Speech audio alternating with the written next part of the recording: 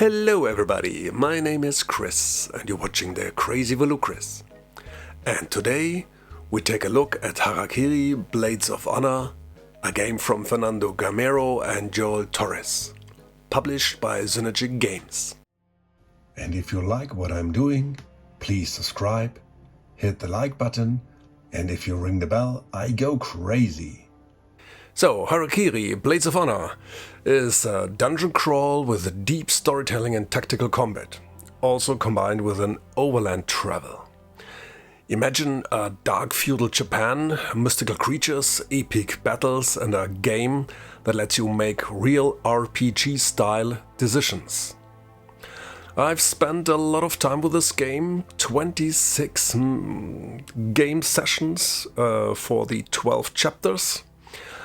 And now I will take a deep look at the game, what makes this special and where it might fall short. Let's get cracking. Oh, and first just I have to mention that I kickstarted that game, so no money is involved for this deep look into the game, so it's just my personal opinion and experience with that game at this stage. Harakiri is set in an alternative feudal Japan, where an immortal shogun risen to power through dark magic, and you playing 4 heroes to overthrow his reign. It's a mix of an overland travel with a zoomed-in dungeon crawl-like combats with different missions, and each character got different abilities, but more later on this topic. Harakiri is a campaign-style game which is divided into 2 acts, and Act 1 got 12 chapters. Each chapter is divided in 1 overland travel, and it's called the adventure phase, and 1 dungeon crawl session which is called the exploration phase. The adventure phase starts with a narrative story to set in the mood for the main objectives you have to solve in this phase. In the first adventure phase, you have to enter the Tengu forest to find and rescue the Emperor's son, the only heir to the throne which can unite Japan. The setup will tell you exactly how to do this, where to place all the mission markers, the personal mission markers, and so forth. To enter the Tengu forest, you must remove the troops which will block the entrance to the forest. And to do so, you have to solve the missions which are located on different locations on the map. In some chapters, not all missions are available at the beginning of the chapter. Some are added later through events, and some may not be available at all, depending on how the heroes have decided in previous chapters, or which path they have taken.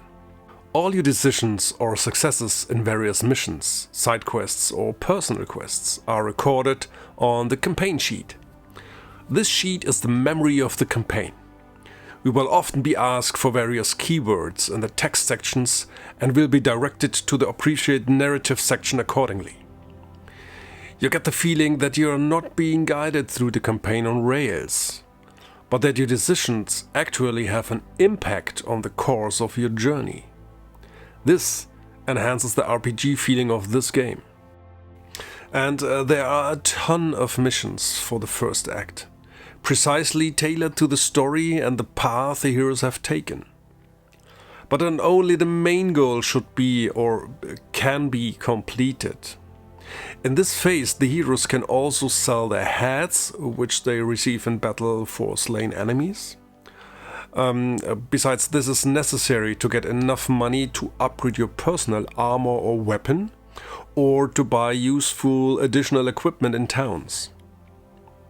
You also have the opportunity to gain karma through various events, which is also very important, because you need those karma tokens to pray for your gods in the shrines in order to unlock the kami abilities during the course of the campaign, and those are very helpful. In addition, each hero has a personal quest. This personal quest can be pursued during the adventure phase, depending on the chapter, and these are woven into the story and are developed alongside the main story. about how achieve all this. Well, traveling is the key in this phase. Anyone who moves 2 or more spaces on the map must draw and execute a travel event card. Since each hero may only move once per turn in this phase, there are options to extend the movement range by exerting themselves, which cost more action points, or they can travel together. This is an advantage and a disadvantage. The heroes have to decide which is more important for the main mission. If the heroes only travel on main roads or together, the green side of the event card is executed, which is usually good and gives them an advantage, e.g. money, karma points or blessed tokens. If a hero travels alone or more than 2 locations or uses smaller paths between locations, then the red side of the travel card is used, which is usually not that good. He may be delayed, which will remove all remaining action points for this round, or he get ambushed, for example. Which on the other hand can provide him with a head which he can sell in towns if he can overcome the foe. Or otherwise he may get wounded or maybe put out of this game. So there's a lot to do, and a good coordination is important to be successful, because at the beginning of each round the evil Shogun influence increases and the Shogun influence card is drawn. There are 3 levels, green, yellow and red. Depending on which section the influence marker is currently on, the corresponding event happens, which is indicated on the card. This increases the pressure on the players and reflects the increasing threat from the evil Shogun and his troops. When the adventure phase is complete, the heroes move directly into the exploration phase. There are also some variations here. Some exploration phases start immediately with a decision on which path the heroes can take. Others have 2 paths that the heroes can take during this phase. Ultimately, depending on the chapter, the heroes will play through between 3 and 6 zones until they reach the climax of the chapter. The conclusion is again a coherent narrative text that leads the heroes into the next chapter. At the beginning, a picture shows which tiles will be set up, which and where the opponents will be placed, what the objective is, and which other special rules apply to this zone. This ensures great variety in the different zones. There's also kind of a track here, which puts time pressure on the heroes, so that they do not stay in the zone too long. This track is known as the malice track. Another unusual mechanic in this game are the exploration event cards, which are triggered through the oracle cards. At the beginning of each zone you have to construct an oracle deck, which consists of good and bad cards, depending on the outcome of the last adventure phase. Usually 3 cards, so 2 good, 1 bad, or 2 bad and 1 good. In this example we assume we won the adventure phase, so we got 2 good and 1 bad. At the start of each round, an oracle card is revealed, which will trigger the next event on the green or red event deck, and also determine which mode the enemies will act, normal or aggressive. There are some zones which have a so-called scripted event card, so no matter which oracle card is drawn, the next event will show up. If no event card is revealed, the malice track goes up by 1. If the malice track ever reaches 6, the hero loses the exploration phase and have to start all over again. There's no fail forward mechanic for this phase. After the oracle card is drawn and the event is resolved, the next step is the initiative. Every hero and enemy on the zone got 1 card, which will determine the order in which every figure activates in this round. There are also some skills which can alter this order, and the heroes can swap 1 place in the order to have some control. Next up is the activation following in the initiative order. In the first activation, the heroes roll their key dice, which can be used to activate their skills. Some of them need at least a minimum to be activated, and some are just working. Also, after the round, each key dice ticks down 1 pip, and if depleted, it is put in the exhaust pile. As soon as all key dice are in this exhaust pile, the hero may re-roll them again at the start of his next activation. There's also options to remove an active key die for each spirit level of the hero, but later on this is one of the free actions. The available actions for the heroes are movement. For 1 action, the hero can move 3 spaces plus his dexterity. For each additional action, he can move 3 more spaces. Activate a skill for 1 action. To reroll all the key dice, this costs 2 actions. To attack, which is only allowed once per round, you can make a fast attack for 1 action or a heavy attack for 2 actions. You also can use an item for 1 action. You can interact with some of the points on the zone, or you can activate a Kami skill for 1 action. And there are also some free actions available, which can be done between the normal actions, which are placing a key die, withdraw a key die, 1 dice per spirit, collect a head from a killed enemy, or activate the Kami mode.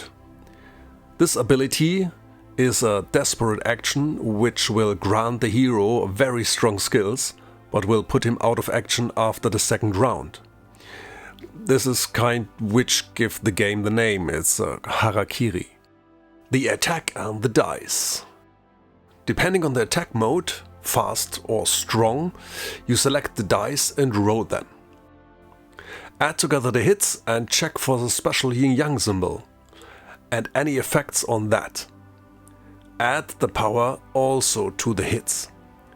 Subtract the natural defense and the armor, and the remaining hits are the damage for the enemy. If it reduces the life points to 0, the enemy is killed and a head is placed on the former place of that enemy. Additional, you got the option to add the focus die, which is a kind of a push your luck die.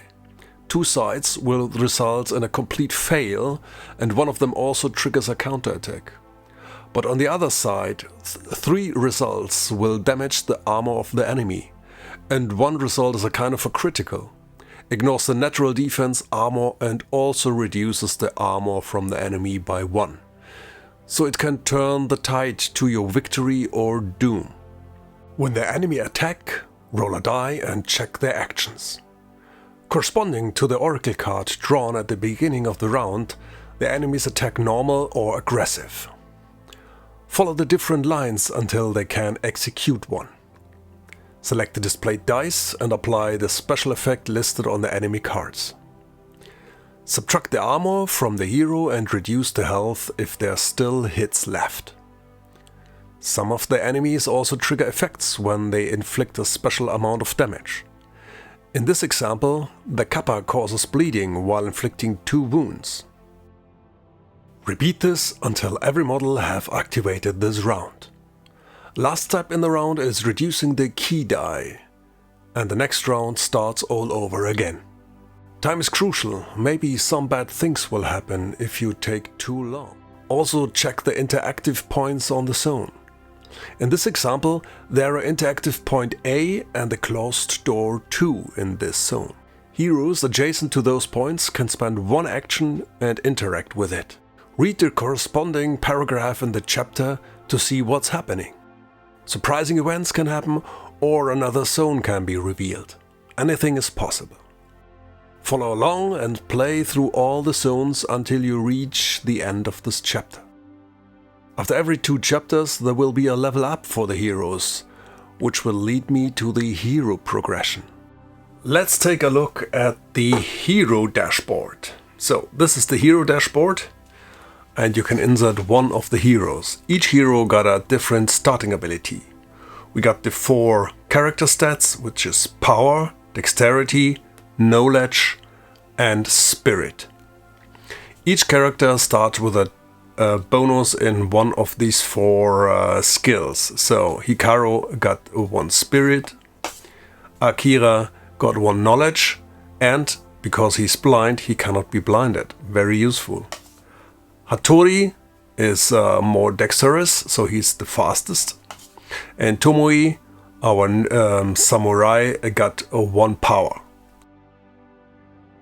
And we start with 1 knowledge. Then we put in the starting health, which is 11 at level 1. And you see corresponding on each level it goes up.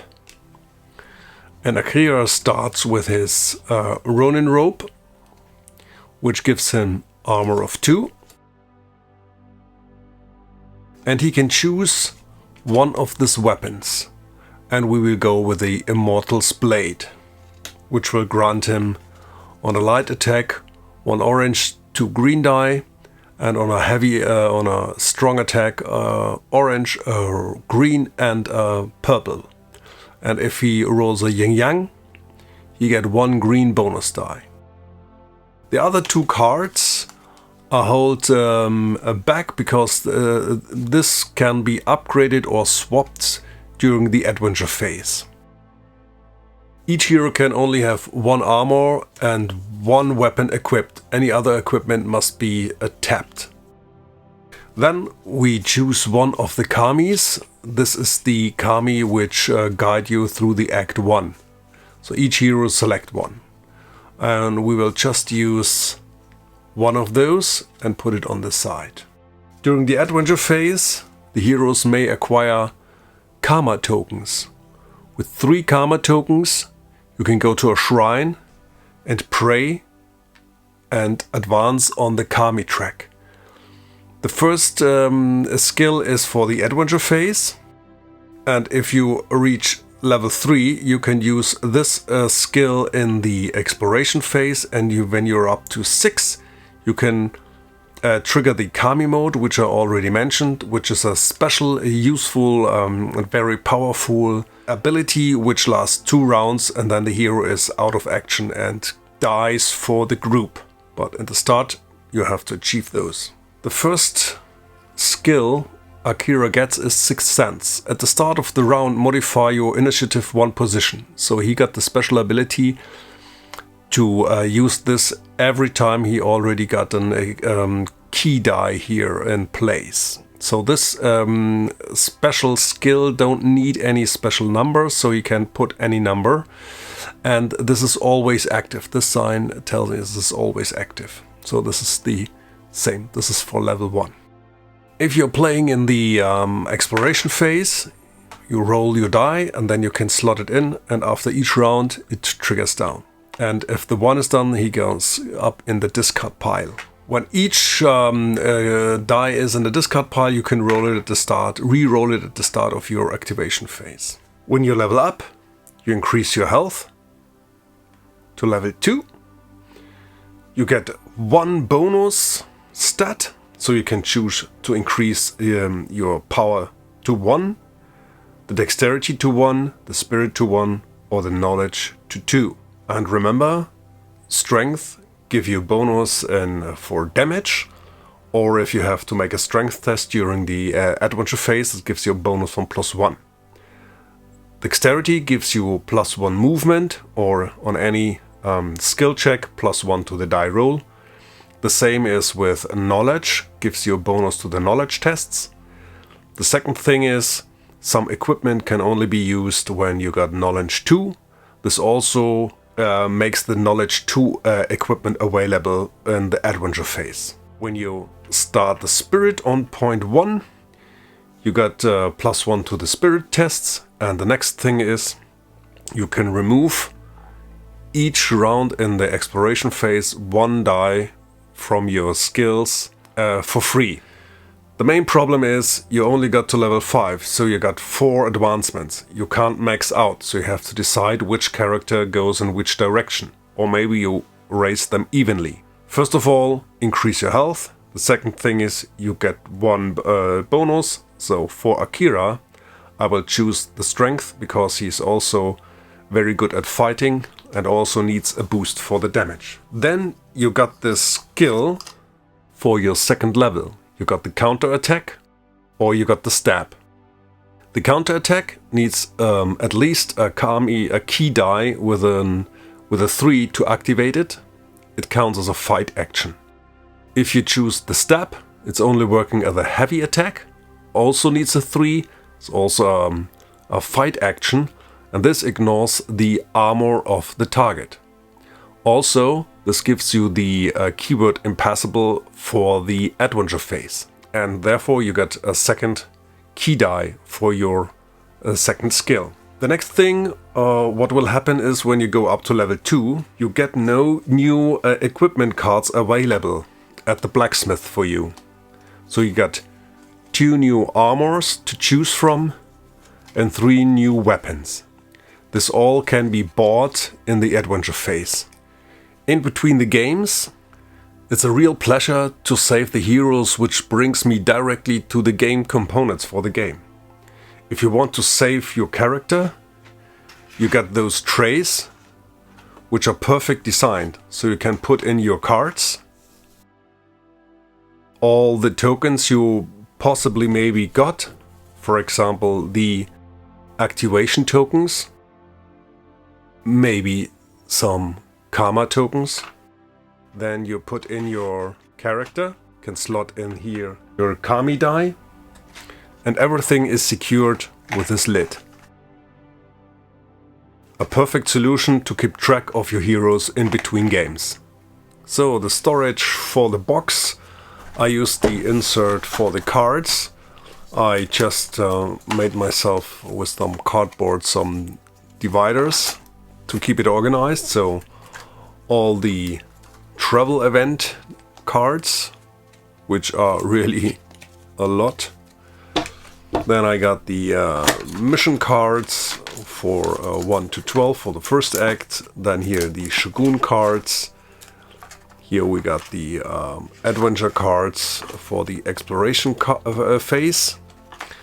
Back then is the Act 2, the Kamis, and then for the single player sessions, all the cards. And here in the back I stored these dividers, and at the very end those are the special events I just used in my playthrough, which were out of the game. In the middle I got all the skills for the heroes, the kami die, the cubes. Here we got all the tiles, the doors for the exploration phase. And on this side I got all the initiative cards, which I sleeved because they are shuffled really a lot. After that I got all the special equipment, so the blacksmith equipment for all the heroes.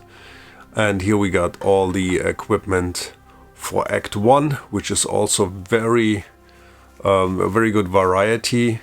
And here in the back I got all the AI cards for the bosses. And back there, those are the additional equipment cards for Act 2. So this is the cards storage. And here I got all my tokens ready for the play. And maybe you already watched an unboxing, then you know all the miniature trays, which are really, they are not the best, but they do their job. Every mini is nice stored, so it's easy to get them out. You got easy access to all the levels, so a very good storage system. And what's a real highlight are all the fantastic miniatures which this mini got. Also those sculpted bases are very, very top notch. So these are some of the bosses and the chosen one. And there's also a very good variety of different monsters.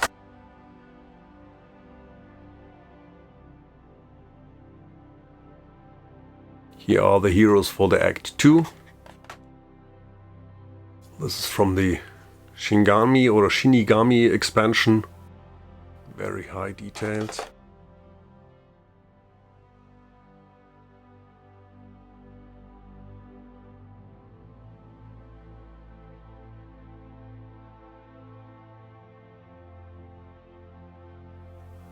There are better miniatures on the market. So Simon got the top notch, but this is, for a board game, this is a really high quality standard. The details may be not the sharpest, but some of them are really stunning sculpts. What's also very cool, the miniatures you need most are reachable on the top, and which are lesser in use are on the bottom, on the lower stage. And every side got such nice and beautiful graphics. Look at this. And this is just the bottom. Here are the monster cards. These are the minions.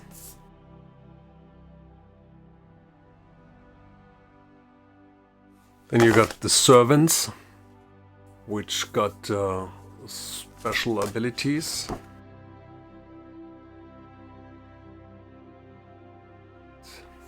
And then you got the chosen one, which used the special AI cards for activation. The Shinigami, the Zomboni, the Blood Oni, the Demon Hunter. And then we got the tiles. Some of them are quite colorful. You got the knight.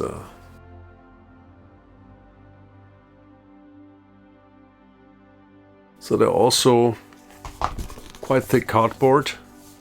And the graphic is quite okay.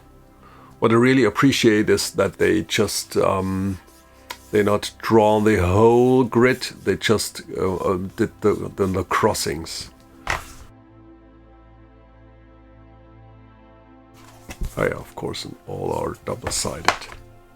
So we got the inn, or rice field, a nice garden, city. No, this is a castle. And this is on the harbor. The good, the bad and the ugly. And first of all, I will start with some ugly minor flaws. First of all, the tokens. Yeah, the tokens. Some of them are not that nice designed or good to recognize. Especially the color is poor between the blue and purple. Well, they combine it with forms and patterns, so colorblind guys can recognize them. So that's a positive side also to the ugly flaw. And some of the tokens are really short in numbers, especially the karma tokens or the wound tokens, for example. But I used dice, so it didn't bother me anyway. But not everybody got that many dice like me. Ah yeah, and speaking of the wounds, the placement at the enemy sheets is a nice idea to keep the game area clean. But then again, it's a little bit fiddly, so there's also a positive to this fiddly side. And oh yeah, and the table space. Well, this is a real table hog big time. So in the exploration phase, while you're extending the map, you also got the enemy sheets, which are really big, and the character sheets with all the cards and stuff like this. So you need quite a lot of space. Yeah, the next point is the writing. The whole story is quite good for a board game, but don't expect any big stories like in novels or something like this. But also every now and then the writing is a little, I would say, kind of childish. But overall, I enjoyed the story, which concludes in a big showdown in Act 1. Some might see this as a flaw, others love this swinginess of the dice. Especially the skill tests are made with only 1d6 plus the corresponding attribute stat, if you got any. So this can become sometimes a little really swingy and put you in bad situations, even when you did everything right. So, but on the other hand, this creates those high tension moments with a high five character when you passed the check. And the same as with the combat dice. Even the strongest dice got a blank side and one side was just one success. I really enjoyed it, because it reflects the chaos of the fight. And, you know, this is one of the major things I love about those games. Yeah, and then we got still one bad thing on this game. Those are all those arrows and lack of enough clarifications in the book and in some paragraphs in the storybook. I'm talking about the storybook. Oh boy. I very often read some of the instructions and overcomplicated those or misinterpreted those. But after I read the forum or did some research on Facebook or BGG, I figured out how it was meant, and then it was totally obvious. So it's a strange thing. Those moments accompanied me through Act 1. But anyways, I got through and really had fun. Oh, and of course I have to mention SYNERGIC Games already got an extensive errata on the website, which you definitely should print out and incorporate it in your books. And they are just working on another big update, which will come in the next couple of days. So that's what they told me on BGG. So there's hope that with the next one it's even less those flaws and those moments will occur during play. And like I said, you should, before you start playing, you should incorporate all the erratas which they provide you, because that's desperately needed. Another thing, I mean, you know, they're working on the erratas. SYNERGIC Games is a very small company, and that's the first Kickstarter. And considering all those things, they did really incredible well. And they did just one more campaign with an expansion and a reprint from the first campaign. And backers from the first campaign can pledge for an upgrade pack, which is very low in price. And if you back the expansion, you get the update for free. And they also announced that they completely reprint the Act 1 book. So no stickers, and this is really great. And finally, we are coming to the good things. So, they developed this game with so much love to details and interlinking mechanics, which gives you a real RPG feeling. This whole campaign could easily be adapted to a pen and paper RPG. So for example, when you reveal a mission in the adventure phase, and one hero then can place one of his clan tokens on this location, you have to travel to resolve the quest. No other hero can do this. But if you are in the same location during your turn or the other hero's turn, you can share the information. And you can share the information for this quest. And the other hero can also put a clan token on the location and is able to finish the quest for you. And for some quests, it's important who will solve this quest. Sometimes it's better Akira finish this quest, sometimes it's better another hero finish this quest. You get some clues, but you have to think about it. Oh, and of course, your personal quests, which are marked with your personal clan tokens, cannot be shared. Those you have to solve on your own. This small things enhances the RPG experience, and it's so much fun. Then, next point, all your personal equipment, which can be upgraded at the blacksmith. Your different skills per level and the keyword which comes along and can help with the skill tests in the adventure phase. All those small tiny bits and bobs. Another thing are the stunning miniatures with the sculpted bases. They are beautiful, and the artwork on every game component is really top notch. Another thing, this special combat dice with the thematic engravings and the yin-yang special effects which can come along with that, so you trigger another special ability from your weapon. The sum of all those little things elevates this game to a real great experience when you can get over those hopefully soon resolved rough edges. Who will have fun with this game? In the end, it's an Amitrash dice chucker. It's not for you if you really love Euro-style tactical fights. You will not be happy with this really swingy dice mechanic. or the very random initiative order of each fight round. You can't plan anything in this game. Also, people who are not fond of reading long story intros or in-between chapter texts, that's not for you. So, to whom I would recommend this game? If you love the feudal Japan setting with a heavy narrative story, don't mind to read the sometimes extensive story parts in each chapter. You will enjoy a wonderful raw gem, which takes you on a journey through an epic story with big boss fights and real heroism. Harakiri is an RPG adventure game disguised as a board game. So, enjoy the ride. See you soon.